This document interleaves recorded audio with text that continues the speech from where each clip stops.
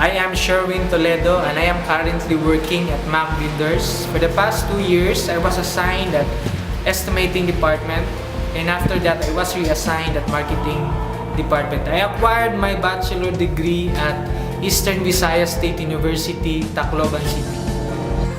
Hi, I am Marvelyn Ibasitastero, a registered nurse.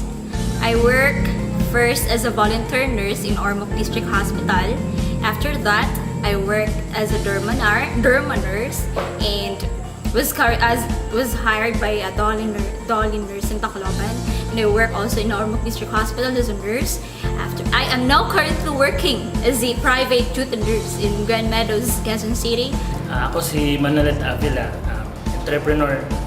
Currently, na ako'y internet shop. Kay sa una pa lang, wala akong pangarap. So, right now, gi-bless ko sa Ginoo duha ka internet shop niya. Last month na ako'y na-open na water refilling station, Alcalay, na kanang Morning Dew water refilling station. I am RJS Toledo and I am currently working as a process engineer at the Philippine Phosphate Fertilizer Corporation.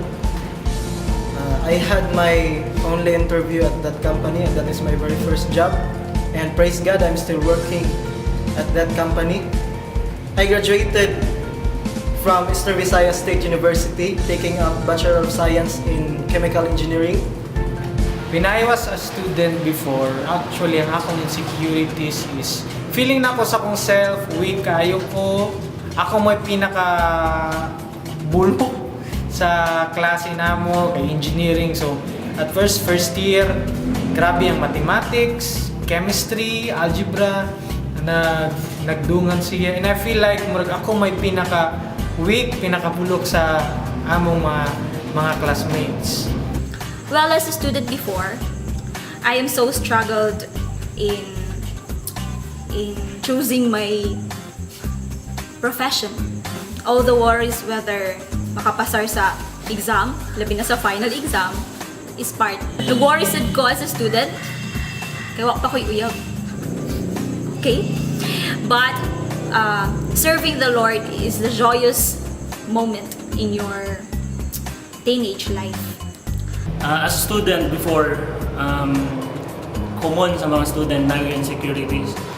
One of my insecurities is honestly, ubos kaya ako pagtanaw sa ako kagalingon. Ang gitawag na to low self-esteem and atong time, wala dyan ko yung self-confidence. Basta as long as unsay na din ha, padayon lang. Unsay kaya, maulang. Wala yung ko ingon nga ikapanghambog na confidence ako kagalingon. Nakoy daghan worries gihapon. Ang usan ako nga, one of my worries is kanang ang mga accomplishment unsay bay akong ma-achieve tungod kay bawa man lagi ko nga wala ko'y confidence, wala ko'y salig sa ko kaugalingon. But that time naglisod ko og focus tungod kay I was once an addict to computer games, just like sa mga students karon sa atong palibot. Dili man nato matago, majority nagi addiction sa dula. I'm very much fearful sa tanan nga mga exams, sa tanan nga mga kalisod. I am fearful about not being provided or supplied sa panginahanglan sa pag-eskwela, especially during sa akong pag-eskwela. We are 4 in our family nga nag-eskwela sa college. I remembered my first ministry is na ako sa Hakot Ministry. So every Sunday, ang buhaton nako, ang akong ministry is maghakot mi sa mga lingkuranan, magtrapo sa lingkuranan, manilig sa grandstand, and eventually nahimo kong tipakli sa kanta kay wala pa may projector ato muna. So ako buhaton, ako ipakli-pakli, suwat og Manila paper, tapos ipakli-pakli ang kanta para makakanta ang congregation. I started serving the Lord through the KKB. First, I am a regular attendee. And after that, I was inspired by God to serve Him in a specific ministry. I was called to be a worshiper, a tamborin ministry, and a tamboriner. I was part of the tamborin ministry leader, and then I became a worshiper. Diya to sa katayong nga gi-criticize ko sa akong one of my best friend kay Namo ko'y friend from elementary, friend gihapon mi from hangtod high school, college, hangtod karon kami gihapon nagrupuha ako nung unang tawag ng barkada. Niya iya ko criticize kay nganong nahuman na lang kong eskwela, sige gihapon kog dula, sige gihapon kog kanang ka-addict sa computer games, wa ko ni padulungan.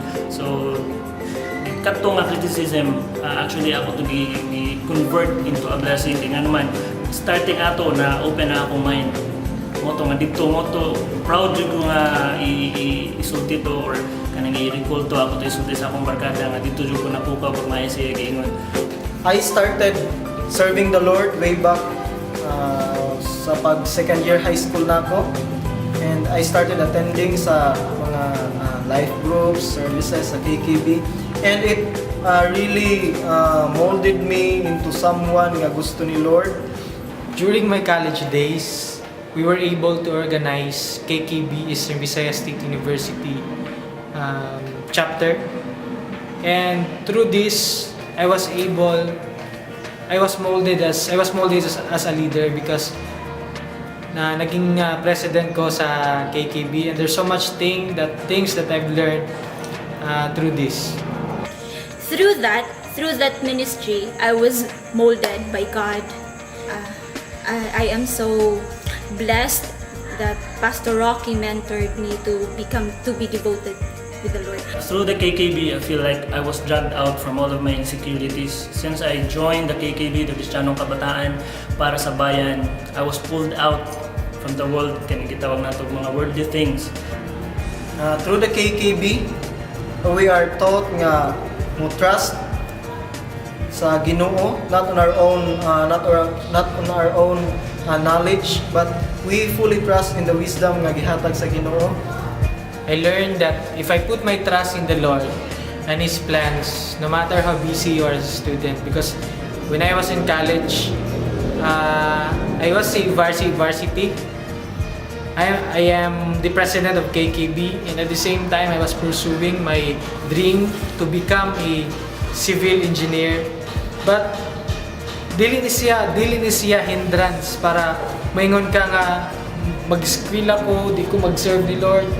But if kini siya mag-collide ni siyang duha, everything will be perfect.